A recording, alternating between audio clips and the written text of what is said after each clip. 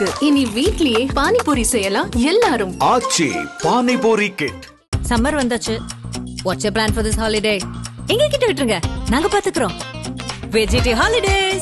GT Holidays, South India's #1 travel brand. ஆதரநேயர்களுக்கு அன்பு வணக்கம். இன்னைக்கு இஸ்ரேல் அப்புறம் ஈரான் இடையிலான அந்த மோதல் தொடர்பாக முக்கியமான ஒரு விஷயத்தை பற்றி பார்க்க போகிறோம். அதற்கு முன்பாக புது யுகம் பிறந்திருப்பதாக தோன்றுகிறது. ஏன் அப்படின்னா, இந்த அணு ஆயுதத்தை வைத்துக்கொண்டு நாம் எந்த நாடை வேணால் மிரட்டலாம், யாரை வேணால் அடிபணிய வைக்கலாம் அப்படின்னு தொடர்ச்சியாக அந்த எண்ணத்தில் இருந்த நாடுகளுடைய அந்த திமிர் அப்படிங்கிறது அடக்கப்பட்டிருக்கிறது. அதை இந்த வருஷத்தில் குறிப்பாக அந்த 2025ஆம் ஆண்டு மிக முக்கியமான ஒரு ஆண்டு. ஏன் அப்படின்னா, இந்த அணு ஆயுதத்தை வைத்து மிரட்டலாம் அப்படின்னு நினைக்கக்கூடிய அந்த ஒரே திங்கிங் பேட்டர்னில் இருக்கக்கூடிய நாடுகளுக்கு ஒரு மிகப்பெரிய பாடத்தை புகட்டிருக்கக்கூடிய ஆண்டாக இதை நம்ம கருதலாம். அதில் ஃபஸ்ட்டு பாடத்தை புகட்டிய நாடு அப்படிங்கிறது இந்தியா, அடிவாங்கிய நாடு பாகிஸ்தான். நாம் அவங்களுடைய நியூக்ளியர் பேசஸ், குறிப்பாக கிரானா ஹைல்ஸ் இருக்கட்டும், நம்மளுடைய இந்த 11 ஏர்பேஸ் அட்டாக் எல்லாமே அங்கே எல்லாத்துலேயுமே நியூக்ளியர் இன்ஸ்டாலேஷன்ஸ் இருந்திருக்கு அப்படிங்கிறதுக்கான ஆதாரம் வெளியே இருக்குது. அதே மாதிரி நீ நியூக்ளியர் நான் எடுப்பேன்னு சொல்லிட்டு அந்த ஒரு பூச்சாண்டி காமிக்கிறதுக்கான அந்த விஷயத்தை முற்றுப்புள்ளி வைத்து நீ முடிஞ்சா எட்ரா பார்ப்போம் அப்படிங்கிற அந்த தாக்குதல் தான் இந்தியா நடத்தியது. இப்போது இந்தியா நடத்திய அந்த ஆப்ரேஷன் சிந்தூர் அது அப்படியே தொடர்ச்சியாக இப்போது இஸ்ரேல் நடத்தி இருக்கிறது. இது இந்தியாவை அப்படியே ஃபாலோ பண்ணி இஸ்ரேல் நடத்தியிருக்கு அப்படிங்கிறது நம்ம சொல்றதுக்கான காரணங்கள் நிறைய இருக்கு. அதுவும் இப்போ வந்துட்டு இருக்கக்கூடிய செய்திகள், இப்போ அடுத்தடுத்து நடக்கக்கூடிய டெவலப்மெண்ட்ஸ் எல்லாத்தையுமே பார்க்கும்போது ரெண்டுத்துக்குமே நிறைய சிமிலாரிட்டிஸை நம்மளால பார்க்க முடியுது. இதில் ஃபர்ஸ்ட் பார்ப்போம். ஃபர்ஸ்ட் இந்த ஈரான் இஸ்ரேல் இடையிலான இப்போ நடந்துட்டு இருக்கக்கூடிய இந்த கரண்டான விஷயங்கள் எந்த அளவுக்கு போயிட்டு இருக்கு அப்படிங்கிறத பார்க்குறோம். ஆப்ரேஷன் ரைசிங் லைன் அப்படிங்கிற பேரில் இஸ்ரேல் ஒரு தாக்குதலை திட்டமிடுறாங்க. யார் மேலனா ஈரான் மேலே. ஈரான் என்கிற நாடு நான் அணு ஆயுதம் செய்கிறோம், அணு ஆயுதம் வச்சுருக்கோம் அப்படிங்கிற தொடர்ச்சியாக என்ரிச்மெண்ட் உள்ளிட்ட விஷயங்களை தொடர்ச்சியாக செய்ய அமெரிக்கா அவங்க கூட ஒரு பேச்சுவார்த்தைக்கு போகிறாங்க. ஆனால் அந்த பேச்சுவார்த்தை அப்போ அந்த டீல் அப்படிங்கிறது சக்ஸஸ்ஃபுல்லாக முடியலை. அதன் தொடர்ச்சியாக இஸ்ரேல் இந்த மாதிரியான ஒரு தாக்குதலை முன்னெடுக்குது. இந்த தாக்குதல் சம்பந்தமான நிறைய இன்டெப்தான டீட்டெயில்ஸ் அப்படிங்கிறது இன்னும் வெளியே வரல. இப்போ வெளியே வந்திருக்கக்கூடிய டீட்டெயில்ஸ், அதில் இருக்கக்கூடிய மிக முக்கியமான இந்த நுவான்சஸ் என்னென்ன அப்படின்னு பார்ப்போம். இந்த தாக்குதலில் சொல்லியிருக்கக்கூடிய விஷயங்கள் என்னன்னா, இஸ்ரேல் நடத்திய தாக்குதலில் ஈரானுடைய இந்த அணு ஆயுத கிடங்கு, அப்புறம் இந்த அணு ஆயுதம் சம்பந்தமாக அவங்க வச்சிருக்கக்கூடிய இன்ஸ்டாலேஷன்ஸ் எல்லாத்துலேயுமே இந்த தாக்குதல் நடத்தி இருக்காங்க அப்படின்னு தகவல் வெளியாது. இப்போ இருக்கும் எத்தனை டார்கெட்ஸ் அப்படின்னு பார்க்கும்போது தோராயமாக ஒரு 100க்கும் அதிகமான டார்கெட்ஸ் இருக்கும் அப்படின்னு நம்பப்படுது. இதை ட்ரோன் மூலியமாகவும் நடத்தி இருக்கிறாங்க, மிசைலும் இதில் பயன்படுத்தப்பட்டிருக்கலாம் அப்படிங்கிற ஒரு தகவலும் சொல்லப்படுது. இப்போ ஈரான் தரப்புல எவ்வளோ சேதம் ஏற்பட்டிருக்கு அப்படிங்கிறத சொல்லும் போது, இப்போ வரைக்கும் ஒரு 5 பேர் கொல்லப்பட்டிருக்கிறார்கள், 20 பேர் காயமடைந்திருக்கிறார்கள் அப்படின்னு ஈரான் தரப்புல சொல்லப்பட்டிருக்கக்கூடிய ஒரு விஷயமாக இருக்கிறது. ஆனாலும் கூட இப்போ இஸ்ரேலுடைய பிரதமர் நெத்தன்யாகு அவர் திரையில் தோன்றி அவர் பேசிய அந்த பேச்சு அப்படிங்கிறது ரொம்ப முக்கியத்துவம் வாய்ந்தது. என்ன அப்படின்னா, இப்ப இந்த ஈரானுக்கு எதிரான இந்த தாக்குதல் அப்படிங்கிறது ஈரான் மக்களுக்கு எதிரான தாக்குதல் கிடையாது. ஆனா ஈரானுடைய அந்த அணு ஆயுதம் சம்பந்தமான அந்த மிரட்டலுக்கு எதிராக நாங்க நடத்தக்கூடிய தாக்குதல். இது எங்களுக்கான எங்களுடைய இருப்பையே கேள்விக்குறியாக்கக்கூடிய ஒரு நிலையில் இஸ்ரேல் இருந்தது. அந்த நிலையில் இருந்து தான் நாங்கள் இந்த தாக்குதல் நடத்துவதற்கு நாங்கள் அழுத்தப்பட்டோம் அப்படின்னு அவர் மிக தெளிவாக சொல்லியிருக்கிறார். அது மட்டும் இல்லாமல் கிட்டத்தட்ட 9 ஆட்டம் பாம்ஸை ஈரான் வச்சிருந்தாங்க. ஸோ இதை எல்லாத்தையுமே கணக்கிட்டு மிக கச்சிதமாக தான் இஸ்ரேலுடைய இந்த தாக்குதல் இருந்திருக்கு அப்படிங்கிறத பார்க்குறோம். இந்த தாக்குதலில் ரொம்ப முக்கியமான ஒரு இடமா சொல்லப்படுறது அப்படிங்கிறது நட்டன்ஸ் நியூக்ளியர் ஃபெசிலிட்டி அப்படிங்கிற பகுதியில் இஸ்ரேல் நடத்திய தாக்குதல். இது கிட்டத்தட்ட நம்மளுடைய கிரானா ஹில்ஸ், பாகிஸ்தானுடைய கிரானா ஹில்ஸில் இந்தியா நடத்திய தாக்குதலுக்கு இணையான ஒரு தாக்குதல் இது. அவங்களோட ரொம்ப முக்கியமான ஒரு நியூக்ளியர் பேஸாக இருந்த விஷயம். அங்கே அவங்க நியூக்ளியர் ஃபியூவலையும் அவங்க சேவ் பண்ணி அதை என்ரிச்மெண்ட் உள்ளிட்ட பல்வேறு ப்ராசஸுக்கு வந்து அவங்க ஈடுபடுத்தக்கூடிய இடமாகவும் அது இருக்கிறது. ஸோ அந்த இடத்துல வந்து இஸ்ரேல் வந்து மிக கச்சிதமாக ஒரு தாக்குதலை வந்து நடத்தியிருக்கிறது. இந்த தாக்குதலில் அவங்களுடைய நியூக்ளியர் இன்ஸ்டாலேஷன்ஸ் மட்டும் இல்லாமல் அவங்களுடைய அணு விஞ்ஞானிகளும் வந்து கொல்லப்பட்டிருக்கிறார்கள் அப்படிங்கிறத வந்து நம்ம பார்க்கணும். ஏன் அப்படின்னா அந்த அணு விஞ்ஞானிகளுடைய ரோல் அப்படிங்கிறது இந்த அணு ஆயுத தயாரிப்பில் வந்து மிக முக்கியமான ஒரு விஷயமாக இருக்கு. அதுவும் குறிப்பாக ஈரான் போன்ற நாடு அமெரிக்காவுக்கு எதிராக, இஸ்ரேலுக்கு எதிராக இந்த அணு ஆயுதத்தை வந்து தயாரிக்கணும், அதை வந்து முன்னெடுக்கணும்னு சொல்லும்போது அவங்களுடைய விஞ்ஞானிகளை வந்து அவங்க கட்டுப்படுத்தி, அவங்களுடைய விஞ்ஞானிகளுக்கு வந்து கிட்டத்தட்ட வந்து நம்ம ஊர் பாஷையில் சொன்னா Z+ பாதுகாப்பு கொடுத்து அவங்க வந்து பாதுகாத்துட்டு இருக்கக்கூடிய நபர்களாக இருக்கிறாங்க. அந்த விஞ்ஞானிகள் இந்த தாக்குதலில் வந்து இருந்திருக்கிறாங்க. ரொம்ப குறிப்பா சொல்லணும் அப்படின்னா ஃபெரேடோன் அபாசி அப்படிங்கிறவர், அவர் தான் வந்து nuclear chief of Islamic Republic of Iran அப்படின்னு சொல்லப்படுது. அவர் வந்து இஸ்ரேலோட தாக்குதலில் கொல்லப்பட்டிருக்கிறார். அடுத்தது வந்து டாக்டர் முகமது மெஹதி தெரானி. இவர் வந்து யார் அப்படின்னா அசாத் யூனிவர்சிட்டி ஆஃப் தெஹ்ரான் அதோட வந்து ஹெட்டா இருந்தவர். அவரும் இந்த தாக்குதலில் வந்து கொல்லப்பட்டிருக்கிறார். அப்புறம் வந்து ஒசைன் சலாமி, இவர் வந்து ஹெட் ஆஃப் IRGC, அவரும் வந்து கொல்லப்பட்டிருக்கிறார். அப்புறம் வந்து முகமது பெஹாரி, இவர் வந்து chief of staff of all armed forces of Iran. So இவங்க 4 பேருமே வந்து மிக முக்கியமான ஒரு ரோலில் வந்து இருந்தவங்க ஈரானுடைய அந்த அரசு கட்டமைப்பில். அது மட்டும் இல்லாமல் ஈரானுடைய இந்த நியூக்ளியர் ஃபெசிலிட்டியை அடுத்த கட்டத்துக்கு கொண்டு போகிறதுக்கான விஷயங்களை வந்து தொடர்ச்சியாக ஈடுபட்டு இருந்தவங்க.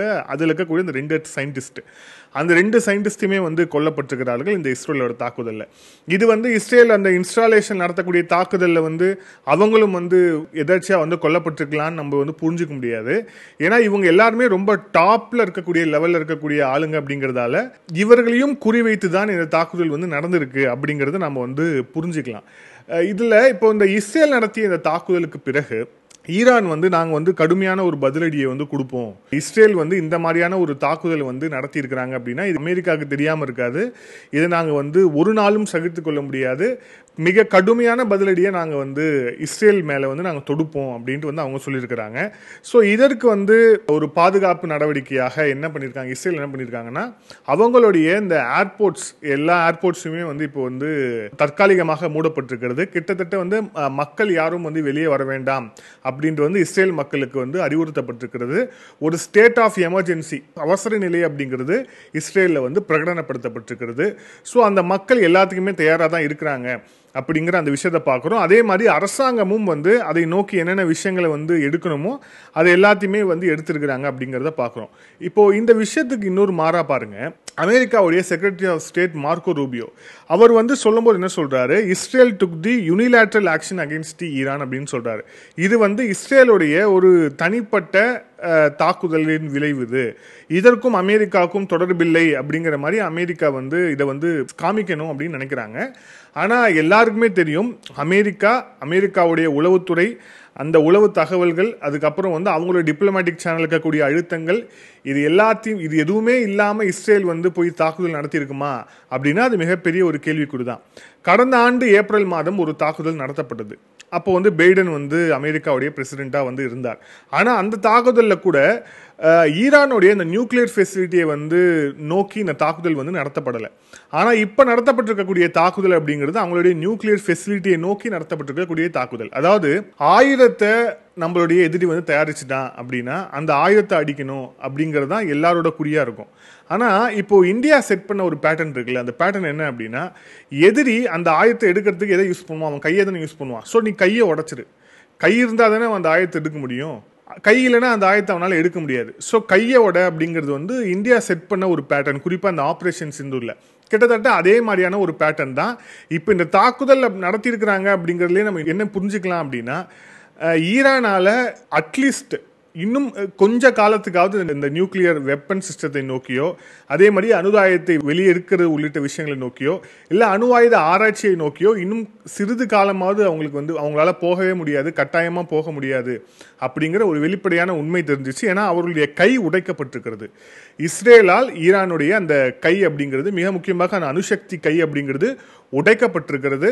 அது வந்து ரொம்ப முக்கியமான ஒரு டெவலப்மெண்ட் இந்த மிடில் ஈஸ்ட்ல அப்படின்னு நம்ம வந்து புரிஞ்சுக்கலாம். இதுல பாருங்க, இப்போ இதை வந்து யுஎன் நியூக்ளியர் வாட்ச் டாக் வந்து என்ன சொல்லியிருக்காங்க அப்படின்னா, இப்போ இந்த இஸ்ரேல் தாக்குதலுக்கு உள்ளான இந்த ஈரான்ல இருக்கக்கூடிய இந்த அணு ஆயுத கிடங்கு, அப்புறம் இந்த அணு ஆயுத தளங்கள் எல்லாத்துலேயுமே வந்து இந்த ரேடியோ ஆக்டிவ் லீக் இருக்கா, இந்த ரேடியோ ஆக்டிவ் லீக் அணு ஆயுத இந்த கசிவு அப்படிங்கிறது இருக்கா அப்படிங்கிறத நாங்கள் வந்து தொடர்ச்சியாக வந்து நாங்கள் வந்து கண்காணிச்சுட்டு இருக்கிறோம் அப்படின்ட்டு வந்து சொல்கிறாங்க. அவங்க தொடர்ச்சியாக கண்காணிக்கிறாங்க அப்படின்னாலே அந்த நிலைமையோட தீவிரத்தை நம்ம வந்து இதில் வந்து புரிந்து கொள்ள முடியும்.